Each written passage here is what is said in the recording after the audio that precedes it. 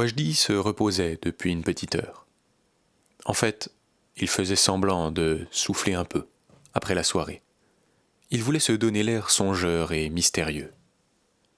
L'air de quelqu'un qui tente de perdre son regard dans le fond d'un verre, mélancoliquement. Il croyait que c'était pour plaire à la jeune femme en noir, qui l'avait écouté jouer jusqu'au bout de la nuit, et qui, à cette heure pourtant tardive, discutait encore à une table au fond de la salle. Mais il n'en était même pas sûr.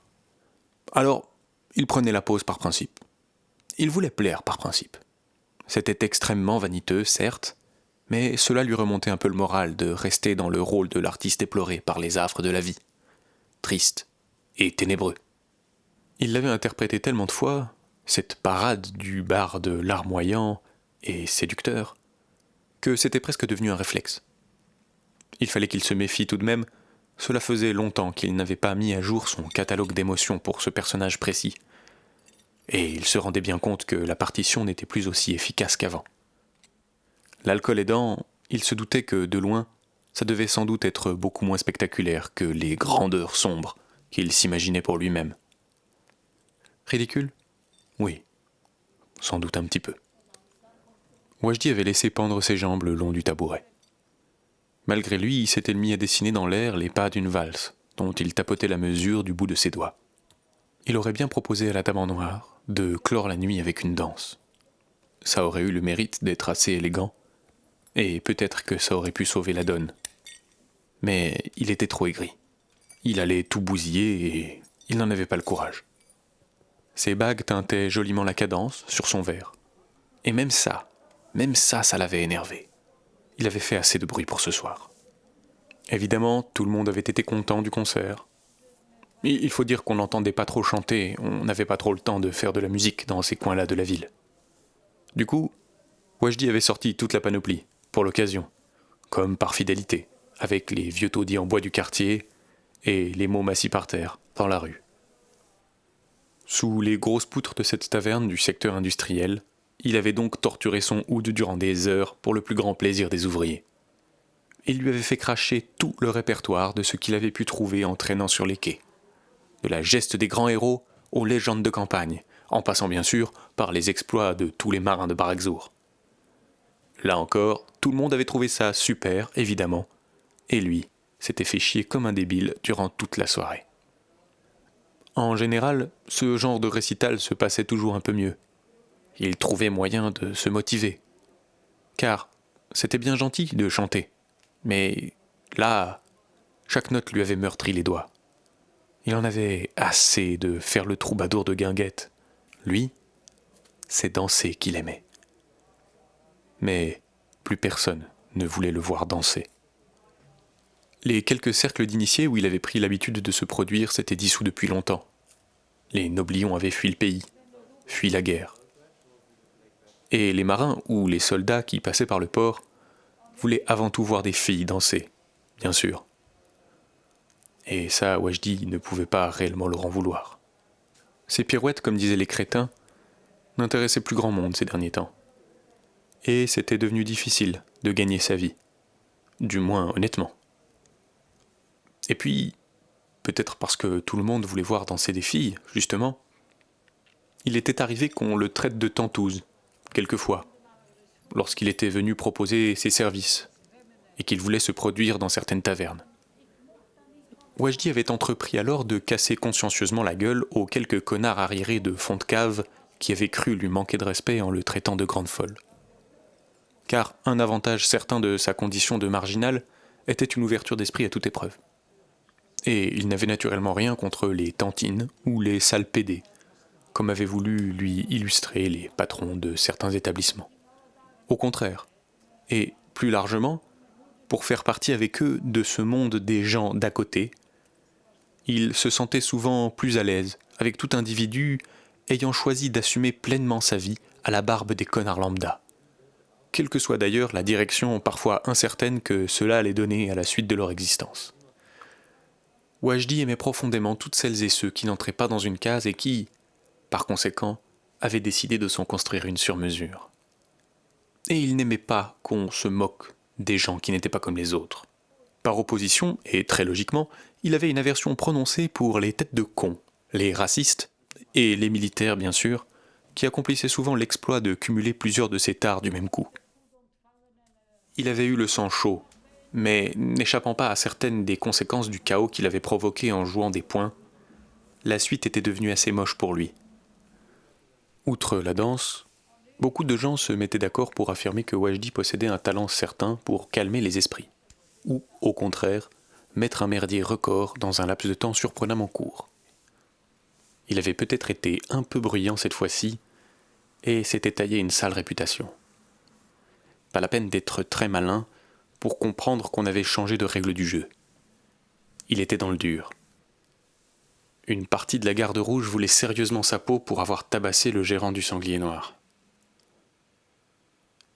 Le patron qui l'avait amoché, qui avait tout d'un sanglier d'ailleurs, avait dû mettre son auberge sous leur protection. Ça ne lui donnait en aucun cas le droit de se comporter comme un connard, mais il aurait peut-être évité de s'expliquer avec lui en plein jour et en public s'il avait su que les hommes du régent l'attendaient au coin de la rue. Avec cette bévue, il remettait clairement leur autorité en question, et il allait sans doute servir d'exemple. Les gardes seraient ravis qu'il ait un accident, et on ne se privait pas de forcer un peu la chance lorsqu'on portait les armures écarlates des partisans du comte Gravem. Un brin d'orgueil lui fit même se demander s'il était suffisamment important pour mériter un accident. Les mercenaires pourraient tout autant l'exécuter en public, avec estrade et orchestre. Le plus triste, c'est qu'on se demandait bien qui les en empêcherait. Du haut de ses 22 ans de galère, Wajdi n'avait pas grand-chose à perdre, et ne se faisait pas de soucis pour sa propre peau, dont il n'avait pas une estime resplendissante. Mais il avait peut-être tapé un peu fort dans la fourmilière pour que cela ne concerne que lui. Sa famille n'allait pas apprécier du tout qu'ils mettent ainsi leur réputation en danger pour une histoire d'orgueil mal placé et quelques dents éparpillées çà et là. Il allait devoir s'expliquer avec le reste de la congrégation. Ça voulait dire le conseil. Et comme le conseil en avait plus qu'assez de s'occuper de son cas, il l'enverrait sans doute directement chez Onine. La vieille matrone le connaissait mieux que personne. Elle était ce qu'il avait imaginé le plus se rapprocher d'une mère pendant toute son enfance. Pas de lutte possible avec elle. Et se faire engueuler par sa manée, c'était peut-être le pire qu'il pouvait imaginer. On n'allait pas seulement le réprimander, il allait être grondé comme un gosse, et, à l'inverse des séances de réprimande du conseil, chez elle, il la bouclait généralement bien comme il faut, et regardait pas mal ses chaussures. De bonne guerre, pensa-t-il. Parce que ses chaussures, justement, c'était sa manée qui lui avait offert. Avec l'aimable autorisation des joueurs, les éditions du Blanc-Seing présentent les chroniques de Wajdi, le portefaix d'Ofsor.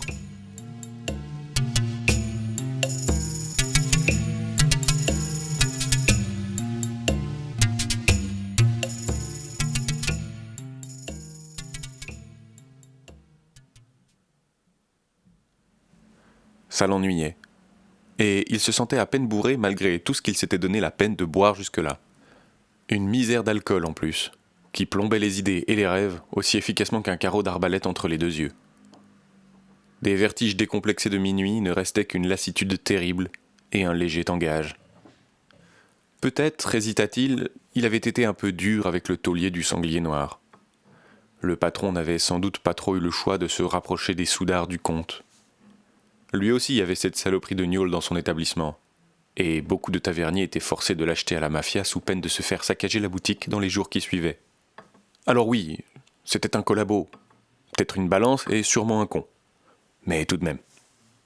Il n'y avait pas besoin que lui s'y mette aussi, pour que le gars en prenne plein sa tronche de toute manière, au final. C'était pénible, les connards opprimés, pensa Wajdi. Ça compliquait pas mal les choses. La guerre compliquait toujours tout, et en 20 ans, tout ce qui égayait le quotidien des alcooliques et noctambules les plus modestes comme lui avait lentement disparu de la capitale. L'alcool, la bouffe, les vêtements et même les jolies filles. Parce que la guerre, c'était préoccupant. La guerre, ça rendait moche. Tout manquait. Ce n'était pas complètement vrai. On trouvait, en cherchant bien, Mais les prix avaient flambé et, évidemment, la thune manquait aussi. Comme pour lui donner raison, le patron s'approchait maintenant de lui, un peu gêné. Il lui avait rempli son verre et, comme d'un air d'excuse, lui avait tendu par-dessus le comptoir une petite pile de pièces d'argent, pour le spectacle et la musique. Wajdi n'avait pas besoin de compter pour savoir qu'il n'y avait pas grand-chose là-dedans. Entre rien et que dalle, estimait-il. Il était mal. Il avait une haine de tout, de rien, envie de crever. Ce n'était pas la première fois que ça le prenait, mais ce soir, ça le rongeait sévèrement. Ou plutôt, ça le grattait. Il se sentait à l'étroit dans sa propre peau, un truc qui vous use mais sans pouvoir rien y faire, une sensation d'injustice générale. Pourquoi est-ce qu'il devait galérer comme ça déjà ? Qu'est-ce qu'il avait bien pu foutre pour mériter un traitement pareil ? En même temps, et c'était peut-être le pire, il se rendait compte de son propre abandon. C'était un peu sa faute, il n'avait rien fait pour changer la donne. Il n'avait pas trouvé la motivation, il s'en sentait pas capable ou il n'avait pas eu le temps. Il se complaisait dans cette misère un peu vague qui emportait doucement avec elle les docs, les copains, les virées, les amours. Il avait fini par accepter de vivre dans un monde qui ne voulait pas de lui, qui le rangeait parmi les indésirables. Et ne pas en faire partie de ce monde, ça lui construisait le sien. Ça lui donnait un ennemi. Être la teigne, le loupard, le mec étrange, l'étranger aussi. Celui qu'on craint et qu'on admire, c'était sa norme. Mais des soirs comme celui-là, même s'il était assez conscient de sa place insignifiante dans ce bordel organisé, ça faisait tout de même mal à la gueule de ne pas savoir si on allait pouvoir embrasser la jolie dame du fond, et de boire cette merde de contrebande tout seul au bar, avec son honneur de Gavroche et son panache chiffonné. C'était pas une vie, mais c'était la sienne. Wajdi se redressa, soudain écœuré. Il se sentait écrasé par les murs de la taverne, comprimé sur son tabouret comme si le plafond le clouait au sol. Une chaleur intense lui montait dans la poitrine et son souffle s'accéléra d'un coup. Il s'était levé et avait attrapé son manteau en faisant comme si de rien n'était. Wajdi s'entendit sourdement saluer le patron de loin et se dirigea vers le bout de la salle. Son cœur battait à tout rompre et la tête lui tournait. La porte avait l'air de s'éloigner. Elle était si loin là-bas au bout du bar. Lui, Wajdi l'as des as, le prince des toits d'Aufsor, le danseur au couteau et le tombeur des balles populaires, était en train de faire une crise d'angoisse. Son regard se troublait et accusait un temps de retard sur les mouvements de ses yeux. Dans le brouillard, il avait tout de même la certitude que s'il ne sortait pas d'ici très vite, il allait bientôt tomber dans les pommes. On ne le connaissait pas tant que ça dans le quartier, mais un reste d'orgueil débile lui intimait de faire bonne figure. C'était exclu qu'il tourne de l'œil au milieu de tout le monde. Est-ce que la jeune femme du fond le regardait ?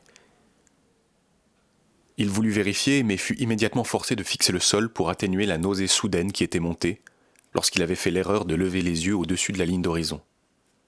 Appuyé sur le comptoir, il tentait maintenant de calmer le roulis de tempête qui le secouait, lui et la taverne tout entière. Il se précipita lentement vers la porte, et après un trajet qui lui parut interminable, il glissa enfin vers la terrasse. Wajdi se laissa tomber en arrière, adossé contre la façade de la taverne. Il regardait la rue. L'air frais lui faisait du bien. Il finit par se rouler une cigarette tordue et l'alluma, avant de la contempler un instant à la lumière de la torche. Vraiment immonde cette clope, se dit-il dans un soupir. Elle avait la tronche du désespoir, elle aussi, roulée pas droite, avec la mietasse du fond de sa poche. La poussière de tabac s'était vidée à moitié sur les pavés quand il l'avait portée à ses lèvres et qu'il avait tiré une longue latte dessus. Ça allait être la dernière clope de la nuit et elle était dégueulasse. La clope était dégueulasse, la nuit avait été dégueulasse et lui qui n'avait rien trouvé de mieux que de faire le ménestrel éploré, en se plaignant mélancoliquement, lui qui avait voulu faire le dur, s'était fait rattraper par son malaise et ça l'avait bien démoli. Il n'avait rien trouvé de mieux que de se barrer en essayant de faire le beau. Lui aussi, il s'était dégoûté un peu. Et maintenant, il fumait et se trouvait dégueulasse pour aller avec le reste. Il aurait bien aimé continuer à tout trouver dégueulasse, à tout bousiller en vrac. La guerre, les flics, la vie, l'amour, la mort, le patron, la fille du fond, son vieux oud pourri et les miettes de tabac. Mais la tête lui tournait encore, et le jour se levait derrière l'horizon. Ça l'avait stoppé net.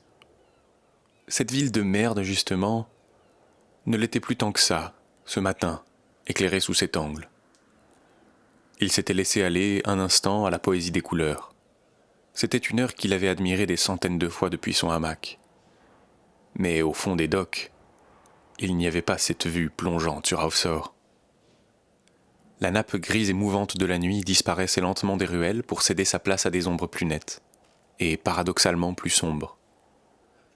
Il apprécia en connaisseur la lutte des toitures mauves contre la ligne orange de la lumière qui montait lentement sur la mer, au loin. Les grandes flèches du conservatoire s'abandonnaient doucement, les unes après les autres à la chaleur, et la ville se réveillait. Bientôt la vie allait reprendre son cours. Et ce monde, même s'il l'imaginait pourri jusqu'à l'os, n'en aurait rien à foutre de lui. Qu'importe la quantité de fiel qu'il pourrait déverser, sa rancœur n'intéressait personne. Et dans un sens, ça le rassurait un peu. Il allait se secouer. Il allait régler cette histoire de garde rouge et se faire oublier un moment, pourquoi pas. Dans la lueur du matin bleu, les poings serrés dans les poches de son vieux fut en toile, l'envie de tout détruire qui lui montait du bas-ventre s'était calmée un peu. Il allait aller voir sa manée. Elle lui dirait qu'il était un crétin. Elle lui dirait aussi qu'elle l'aimait fort et qu'il fallait qu'il arrête de perdre son temps parce que c'était un garçon formidable. Il allait l'écouter et ça allait aller mieux.